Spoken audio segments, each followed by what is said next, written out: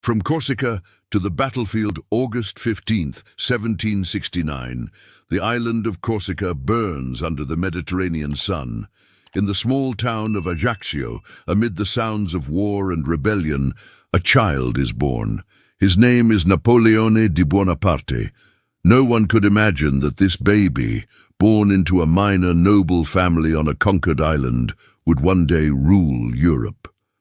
Corsica had just been sold to France by the Republic of Genoa, and the Corsican people resisted with blood and fire. Napoleon's father, Carlo Bonaparte, was a lawyer who supported Corsican independence until the rebellion failed.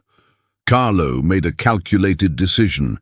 He would align himself with the French crown. This decision opened doors for his children, but marked young Napoleon with a sense of betrayal. Napoleon's mother, Letizia Ramolino, was a woman of iron will who raised 8 children in poverty and chaos. She taught them discipline, resilience, and ambition. Napoleon would later say he owed everything to his mother. You are watching iconic figures. Stay with us until the end to discover how this story shaped history. As a boy, Napoleon was small, thin, and quick-tempered, speaking Italian and Corsican but terrible French. The other children mocked his accent and his foreign name, but Napoleon did not break. He buried himself in books, devouring histories of Alexander the Great, Julius Caesar, and Hannibal. These were not just stories to him, they were blueprints. At age 9, his father secured him a scholarship to a military school in mainland France. It was a rare opportunity, but it came at a price. Napoleon would leave his island, his language, and his identity behind. In 1779, he arrived at the Royal Military School of Brienne-le-Château, alone and surrounded by French aristocrats who despised him. They called him the Corsican upstart and laughed at his clothes, his accent, his poverty. Napoleon retreated into silence and study, spending winters alone building fortresses and planning imaginary battles. His teachers noticed something unusual. This boy had a gift for mathematics and strategy. He absorbed military theory like a sponge, memorizing maps, distances, and artillery ranges. 5 years later, he graduated and was accepted into the elite École Militaire in Paris. At 16, he was already thinking like a general, but still poor, still an outsider, still hungry for more. In 1785, Napoleon graduated as a second lieutenant in the artillery and was assigned to a regiment in southern France. His salary was modest. His prospects were dim.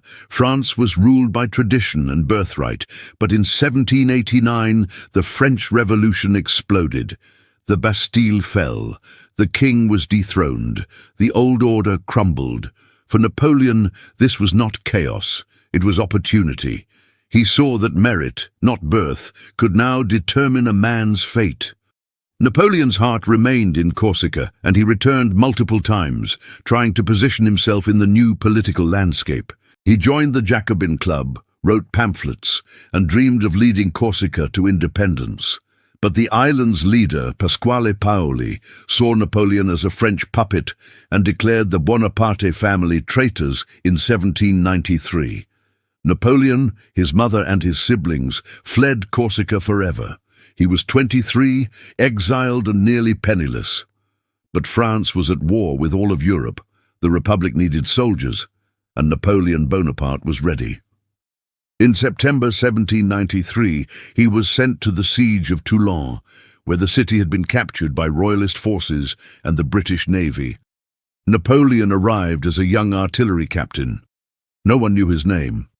He studied the terrain, calculated the range, and proposed a daring plan: seize the high ground and bombard the British fleet. His superiors were skeptical, but desperate. Napoleon was given command of the artillery. For weeks, he worked day and night, positioning cannons, training crews, and enduring enemy fire. He was wounded in the thigh by a British bayonet, but ignored it. On December 17th, the assault began. Napoleon's cannons roared. The British ships burned. Within hours, Toulon was retaken. The young captain became a hero overnight. He was promoted to brigadier general at the age of 24. Napoleon Bonaparte had tasted victory. But the revolution was devouring its own children with guillotines and suspicion. Napoleon was briefly imprisoned for his association with Jacobin radicals and faced execution for 2 weeks. But Robespierre fell, and Napoleon was released, placed on leave, poor again, and nearly forgotten. He wandered the streets of Paris, jobless and desperate, even considering joining the Ottoman army as a mercenary. But fate intervened. On October 5, 1795, a royalist uprising threatened the revolutionary government. Paul Barras, a government leader, needed a military man to defend Paris and remembered the hero of Toulon. Napoleon arrived, assessed the situation in minutes, and ordered his subordinate Joachim Murat to seize 40 cannons. The next day, as the royalists advanced, Napoleon gave the order, "Fire!" Grapeshot tore through the streets of Paris. Hundreds of rebels fell. The uprising was crushed in hours. Napoleon had saved the Republic with blood and iron and was promoted to commander of the Army of the Interior. At 26, he was one of the most powerful men in France. Paris opened its doors to him, but Napoleon was not interested in parties. He was planning his next campaign. And then he met Josephine de Beauharnais, a widow and socialite 6 years older than him. She was elegant, charming, and connected to the most powerful men in France.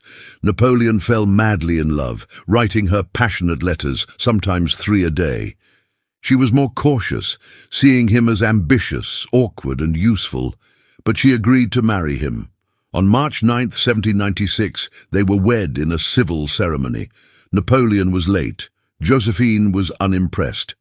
2 days later, Napoleon left for Italy, given command of the Army of Italy, a ragged force of starving soldiers. His mission, to defeat Austria and its allies. No one believed he could do it. April 1796, the Italian Alps. Napoleon stands before 30,000 hungry, underpaid, barefoot soldiers. He is 26 years old. Most of them have never heard of him. Napoleon looks at them and speaks. "Soldiers, you are naked and poorly fed. I will lead you into the most fertile plains in the world. There you will find honor, glory, and riches." The soldiers roar. Napoleon does not wait. He attacks immediately. Within 2 weeks, he wins 4 major battles, moving faster than anyone expects. He divides the Austrian and Piedmontese armies and defeats them separately. By April 28th, Piedmont surrenders. Napoleon is now a legend.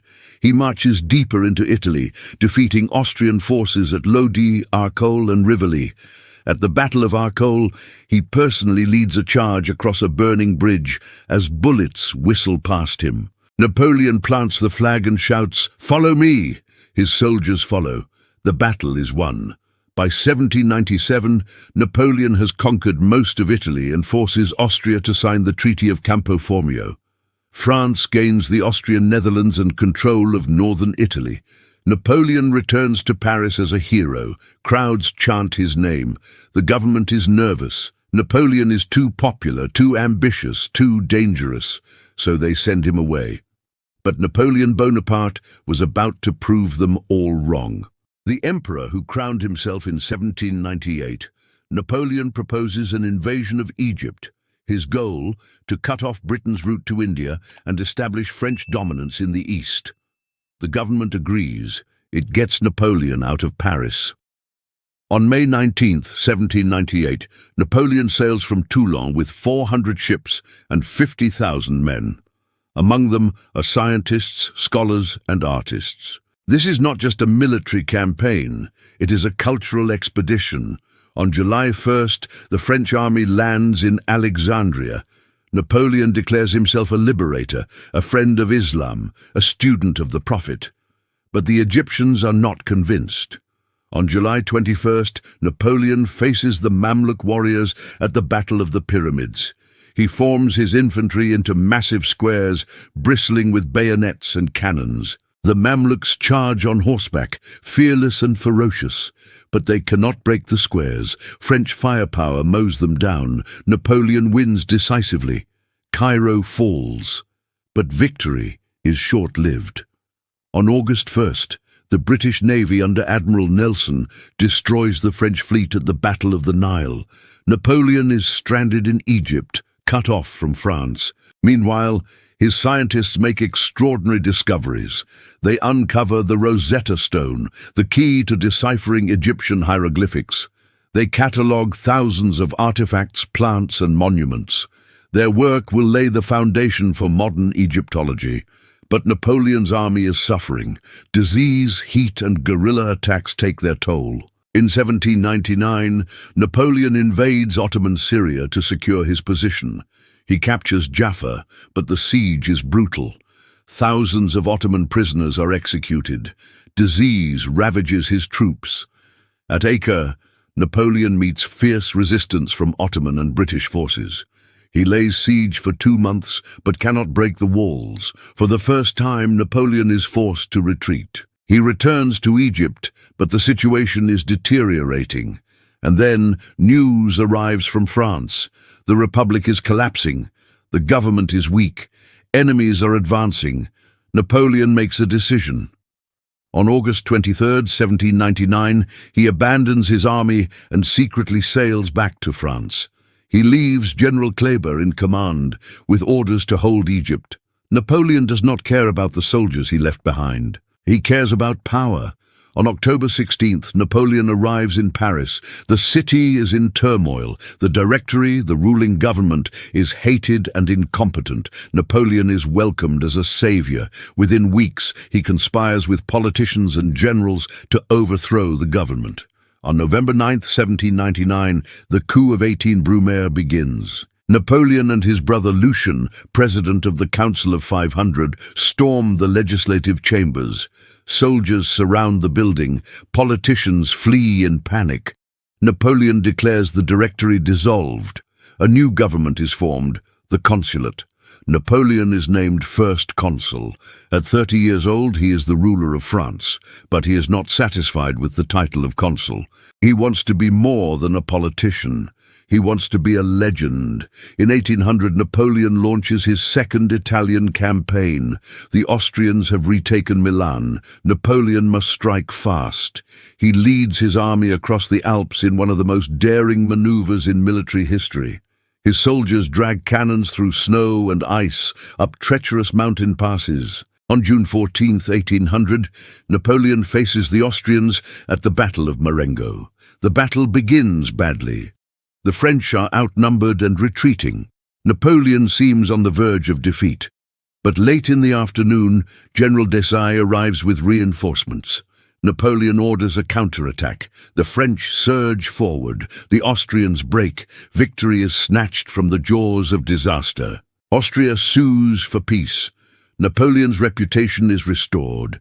Back in France, Napoleon begins to reshape the nation.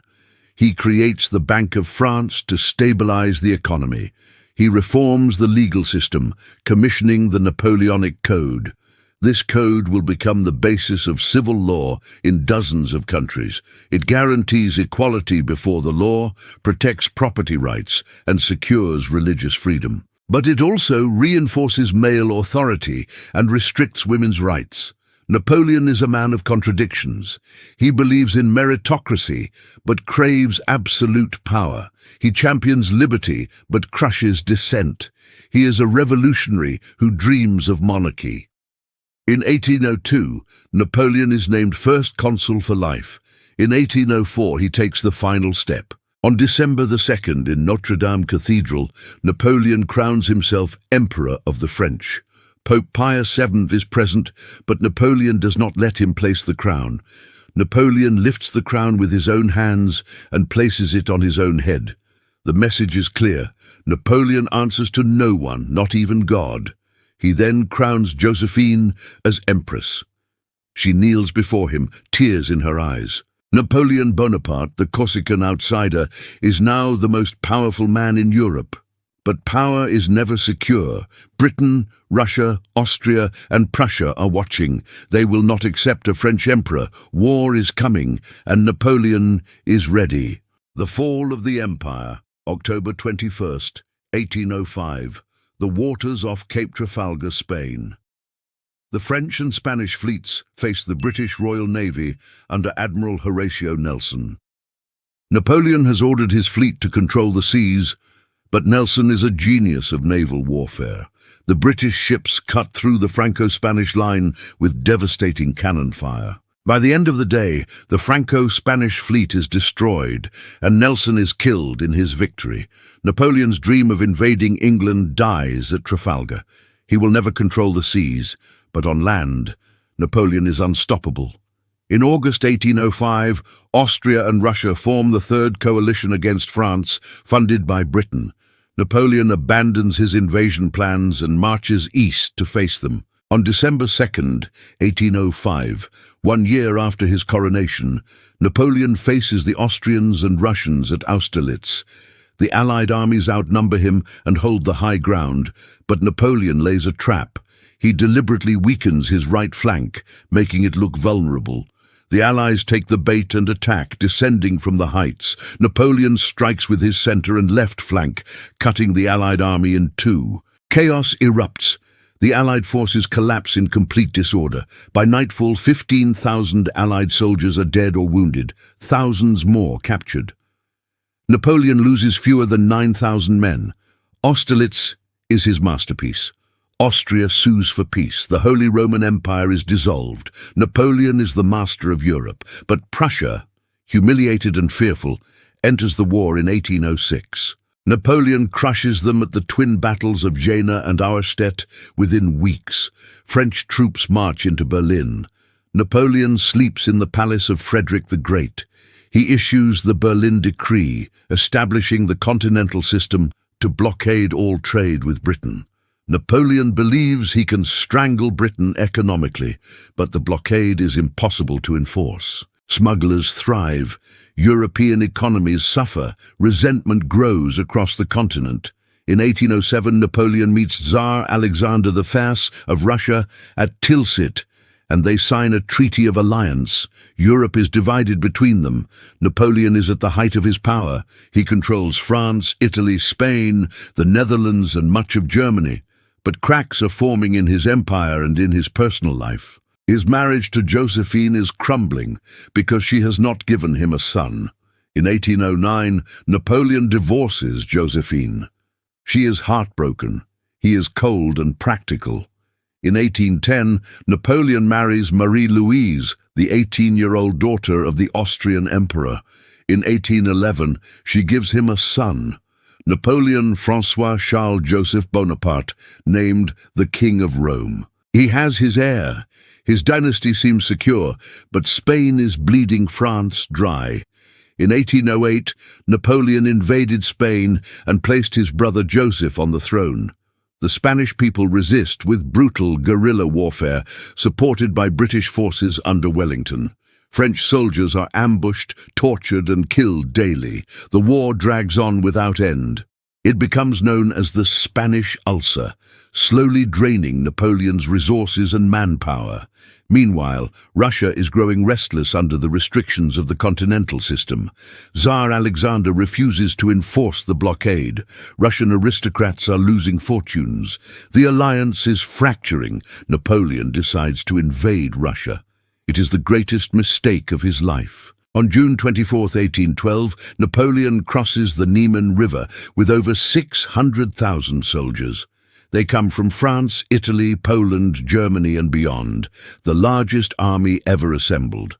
Napoleon believes he will crush the Russians in one decisive battle, but the Russians refuse to fight, retreating and burning crops, destroying supplies, leaving nothing behind. Napoleon advances deeper into Russia, chasing a phantom enemy through unbearable summer heat. Finally, on September 7, 1812, the Russians make a stand at Borodino. It is the bloodiest single day of the Napoleonic Wars, with over 70,000 casualties.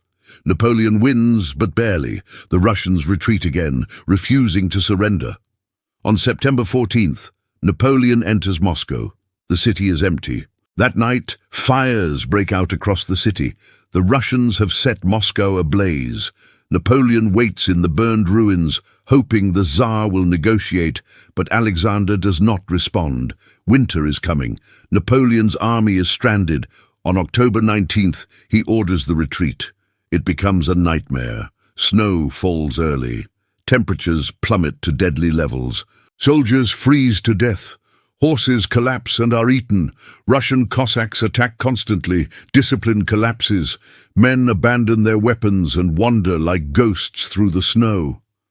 By the time the army crosses back into Poland, fewer than 100,000 men remain. 500,000 soldiers are dead, captured or missing.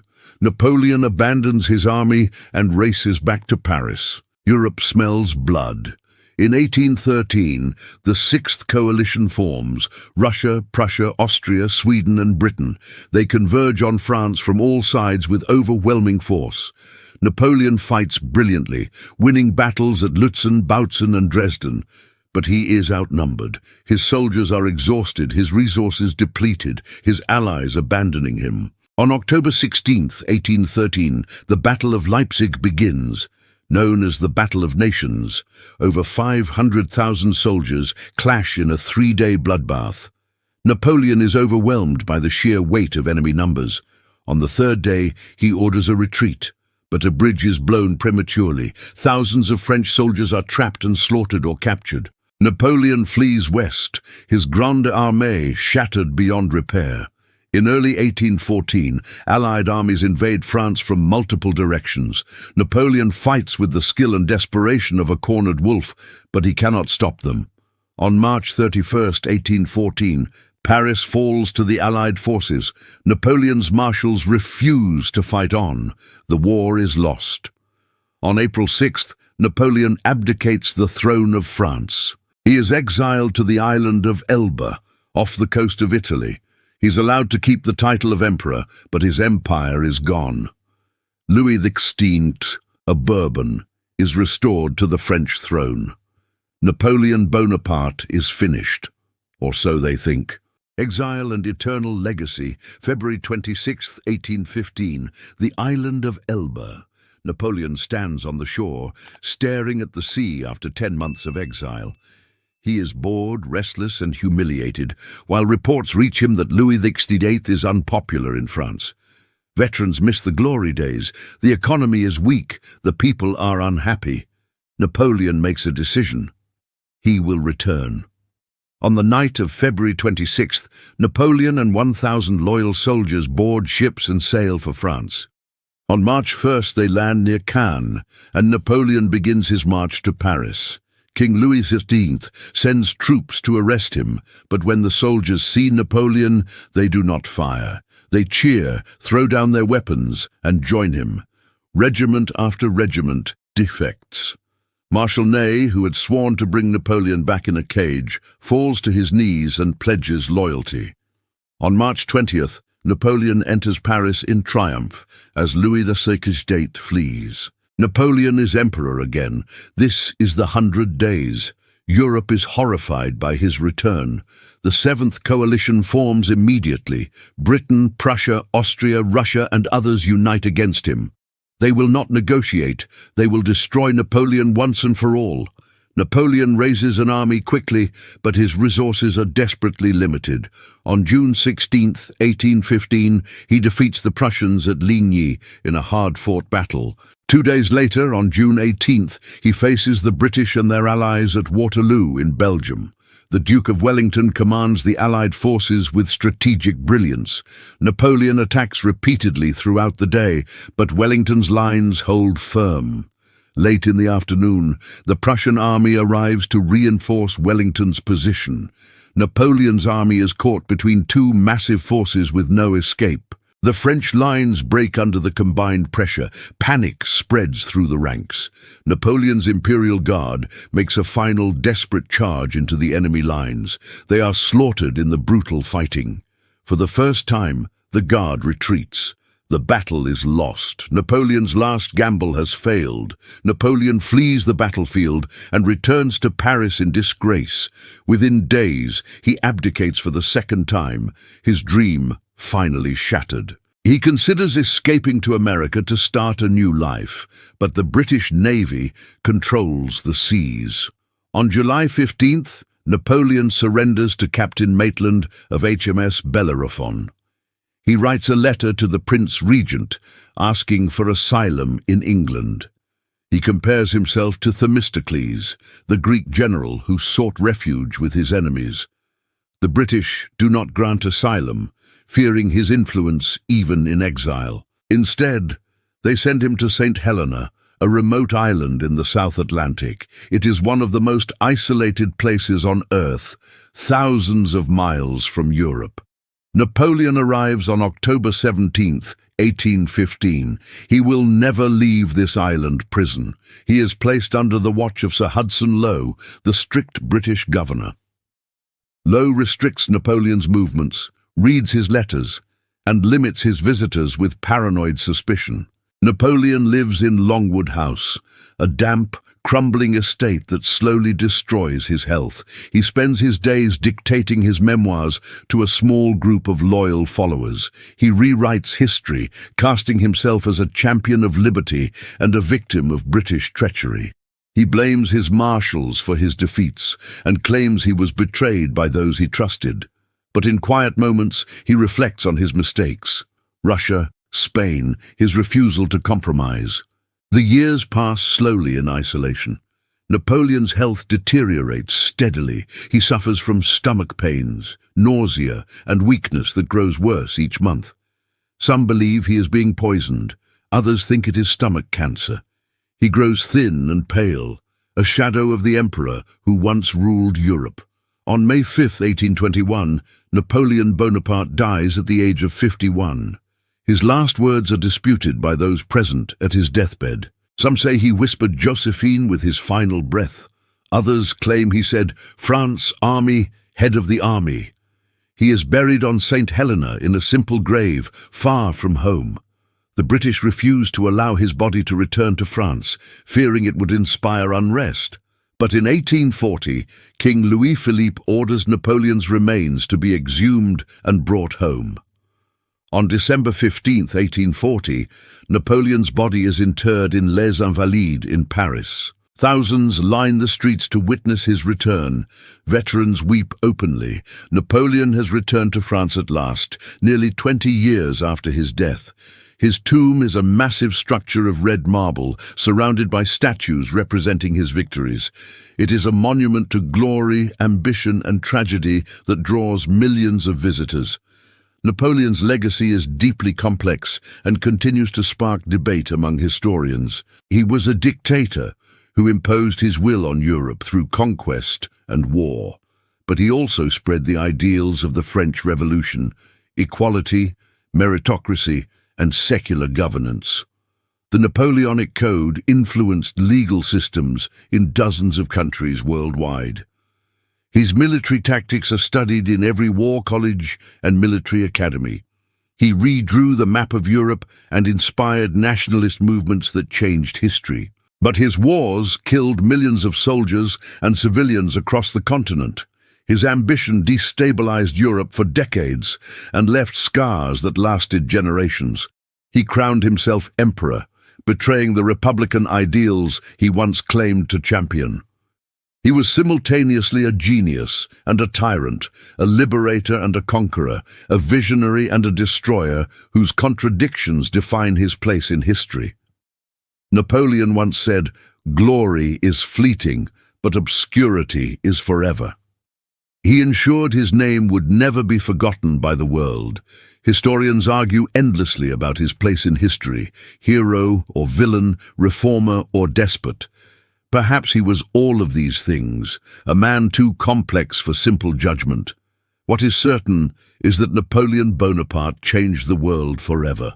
He rose from nothing to command millions and reshape the destiny of nations.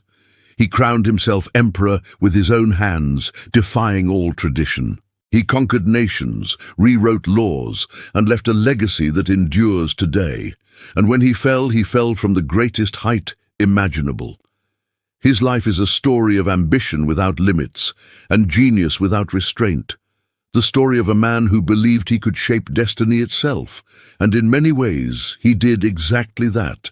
Napoleon's legend lives on in every corner of the world, in every military academy that studies his campaigns and strategies, in every legal code derived from his revolutionary Napoleonic Code, in the monuments that bear his name across Europe and beyond, in the paintings that depict his triumphs and his tragic fall, in the countless books that recount his extraordinary rise and fall.